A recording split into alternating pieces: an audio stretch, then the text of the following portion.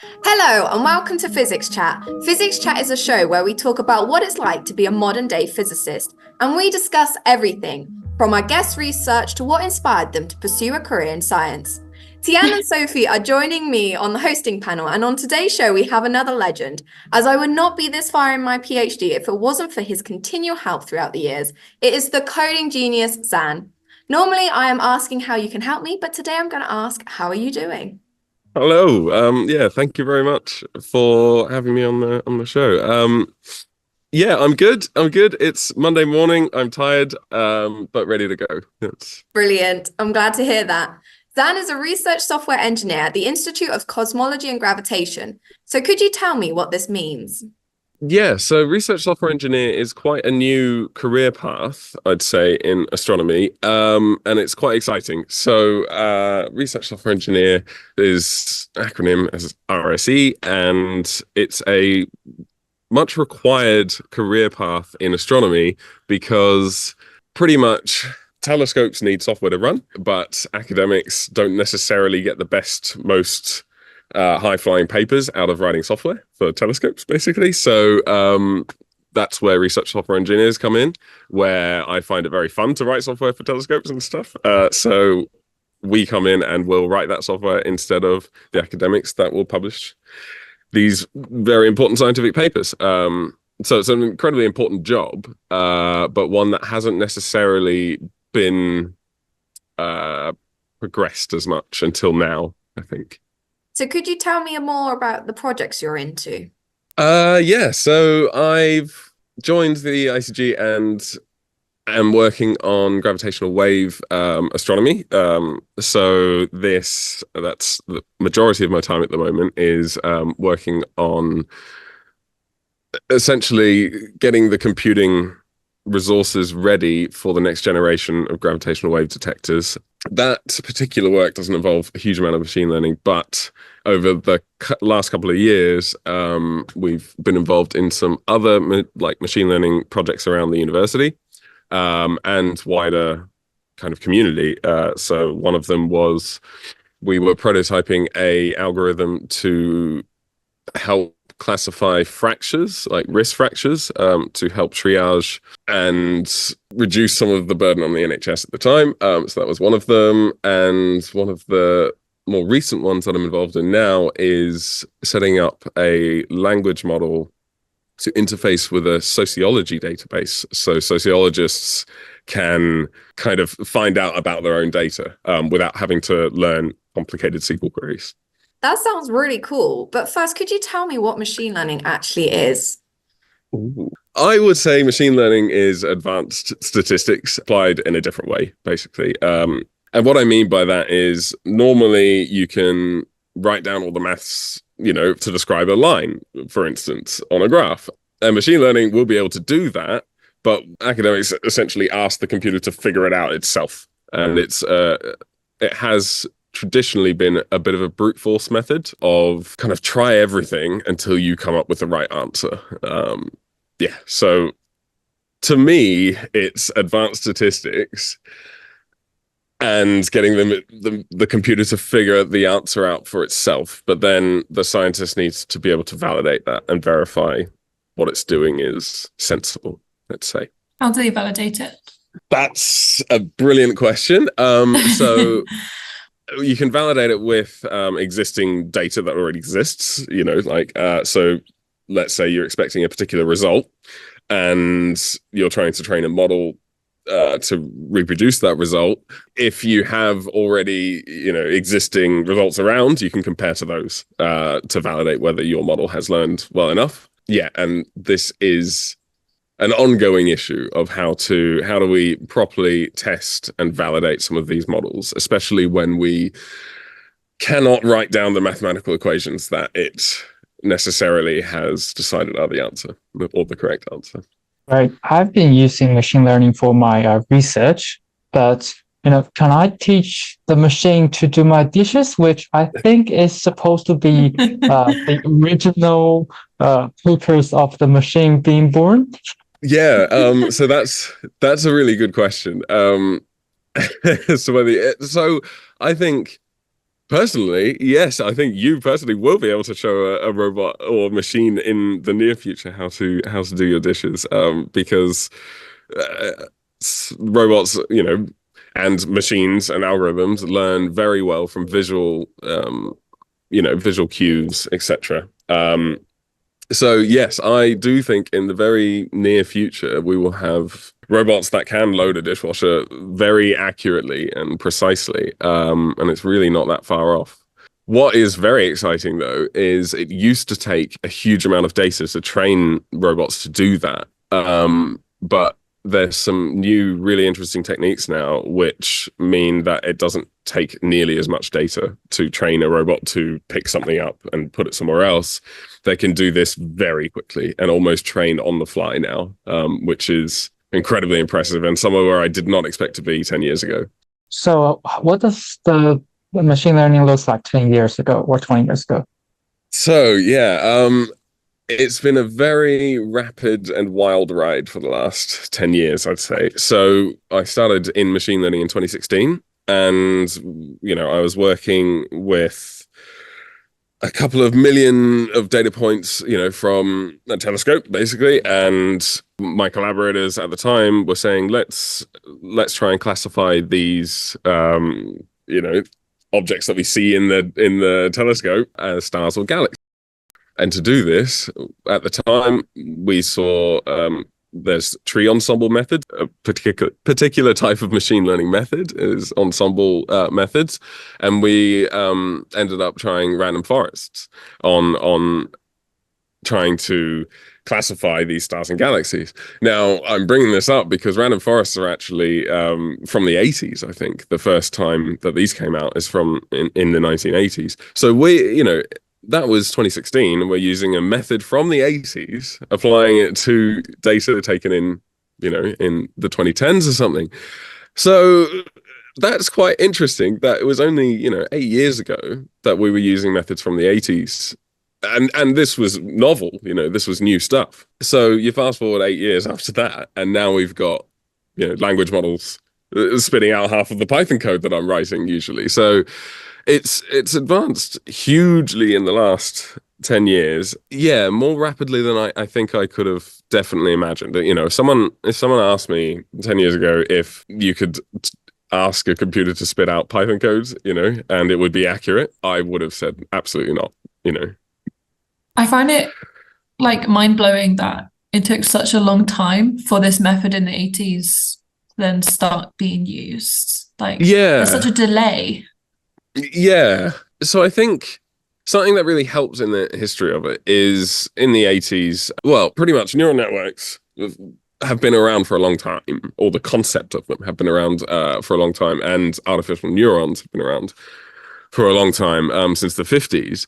They were kind of deemed as useless because you could only you could do one pass through the neural network. One pass would mean you put some inputs and you get some outputs, and that's it. There's no training. There's nothing, So there was a really important paper that Geoffrey Hinton did in the 80s, that was backpropagation, where you essentially that allows the model to be trained. It was only after the 80s in that paper where instead of just one pass through a neural network, you could actually do multiple and update the weights and get it to learn. And it was only after then in the 80s and that paper when machine learning really took off. But it also required furthering of computing and cheap computing and GPU development in that time, because it's all well and good kind of getting the theory down of how to train a network, but actually getting it on a computer and getting a computer to do that is a different computational task. Hardware is incredibly important. I often see a lot of news articles that will talk about things about machine learning. Often it's a really exciting thing. Sometimes they are very wary of it. But either way, there's a lot of hype around machine learning. Do you know why there's a lot of hype around it?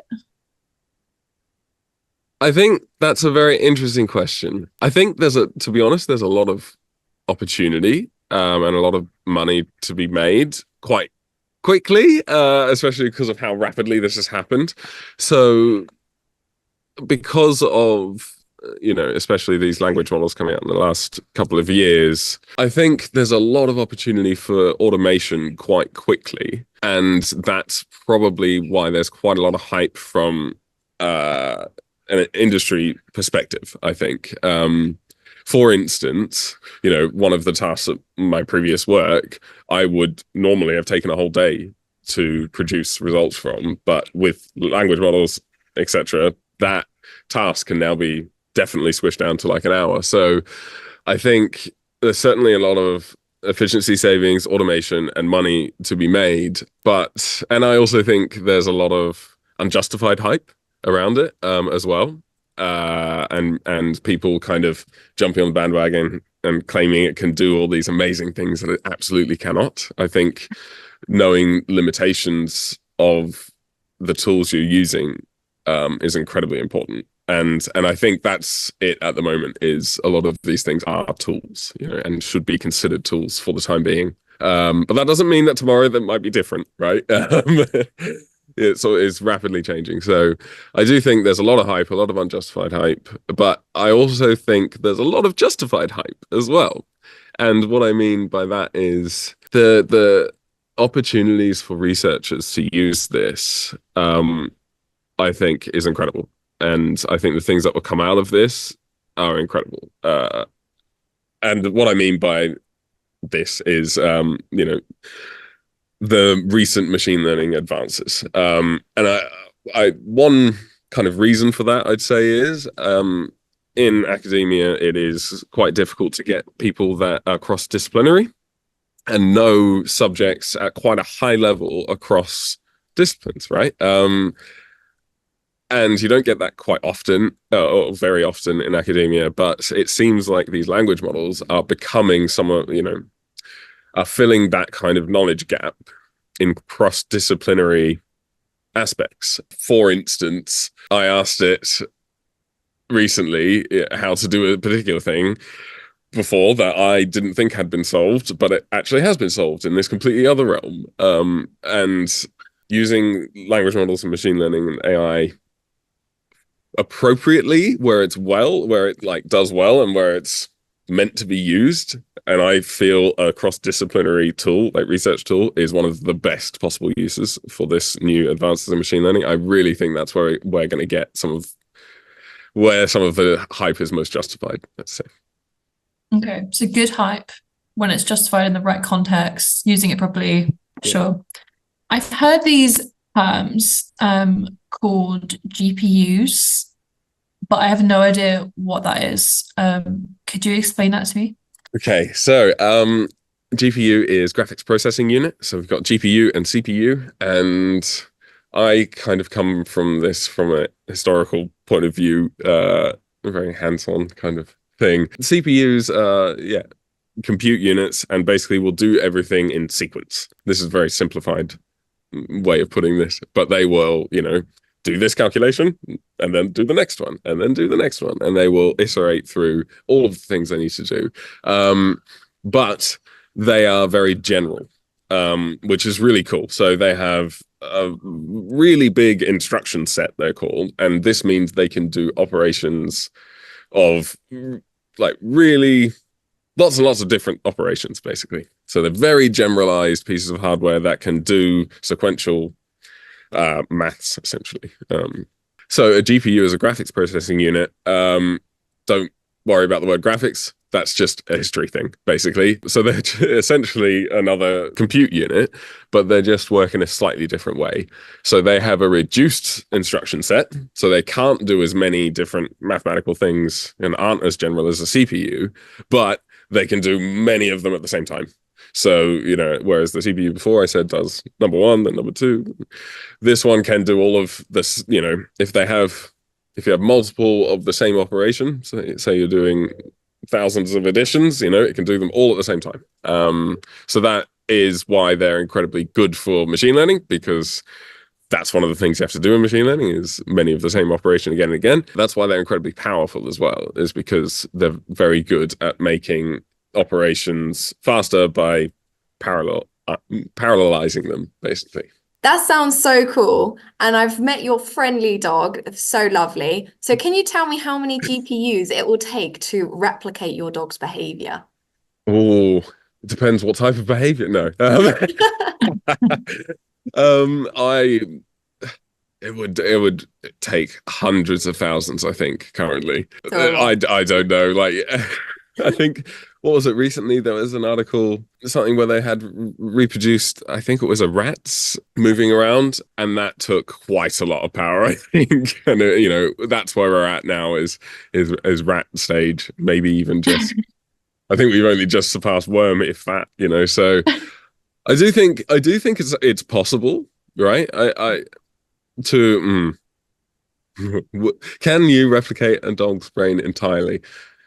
I do think to some degree it is possible, right? You know, the biological aspects of it, the brain is a complicated thing.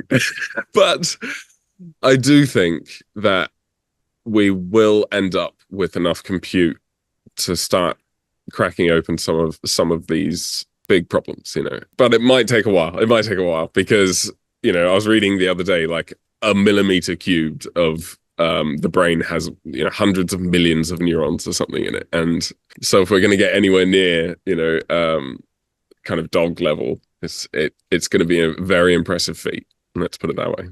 So what is your favorite type of machine learning model, and which model will be most hopeful to reproduce the dog behavior?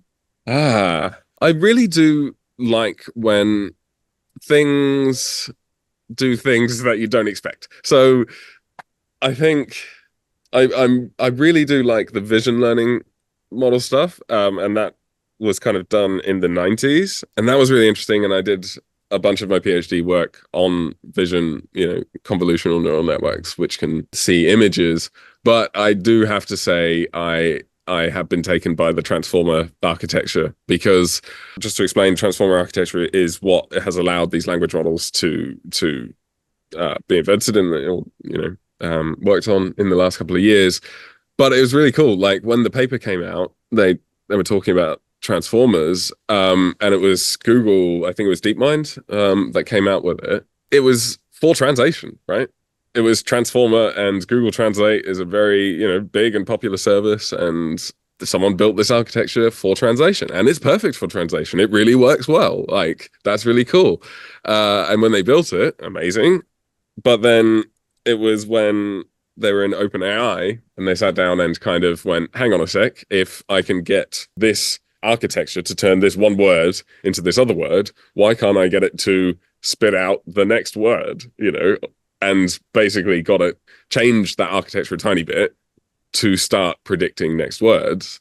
And it was just kind of a couple of people that thought of that and going, oh, what if I try this? Oh, it can do it. That's interesting. Oh, it's terrible, you know? And then it was awful for ages. And it was only when they kind of got to GPT 2 or 3 and they went, oh God, this is interesting now. You know, this is really interesting. So yeah, I'm going to have to give us Transformers for the moment, just for that serendipitous kind of route to something that we have that is so incredibly important now, you know. But like, as scientists, we generally don't spend our time wanting to translate words. True. What kind of applications can machine learning have in physics? So that is a brilliant point. You know, I've talked a lot about, and you can see I'm quite excited about these language models, right? Even though I'm a physicist working in gravitational waves, why would I care, you know, that I can talk to a computer? Why I think it's really important and why I think it applies here is kind of what I said before about the cross-disciplinary thing. Just because this is a word, you know, that's being translated into another word, why couldn't it be a physics model that's translated into another physics model, you know, or something like that? And that's being done right now, you know. People are using transformer models to swap it out for words and put in time series data instead, you know, and seeing how well it does with predicting the next point in a time series. So I think, you know, what you've raised there is a really important kind of point, is, you know, we've been talking about language models, but I've just said that same architecture can be used for time series, for physics, for other things. So that's why I'm excited. That's why this applies, I think. All of these different kind of techniques, including the vision learning, the convolutional neural networks I was talking about before. Originally, they were the data set that is used to test those is called MNIST. I can't remember what the acronym stands for, but it's handwritten digits, right? And it's to classify handwritten digits as, the number 9. Now, obviously, that would be very useful for sorting post, but would it be useful for physicists? Well, it turns out it is, because, I swap out the letters and I put in a dark matter mass, or dark matter information in there, and it can still kind of not say that it's a 9, but it can say that it's Einstein's universe instead of this other person's theory, So, yeah, I think the cross-disciplinary aspects of machine learning is incredibly important. I have a friend who she's working on a project where they use handwritten like chemical symbols. And they're using machine learning to like classify what that like drawn out structure is, and to like, oh, it's this polyethane, whatever. Yeah, I think it's cool. That's really cool. That's a good application of it. I was too young, was not responsible enough. Oh my God, someone's paying me for what I've learned. So you end up with like 7 million rows of data a day for me to not be delayed in seeing the next price. No, gravitational wave signal. You just swap out these data things.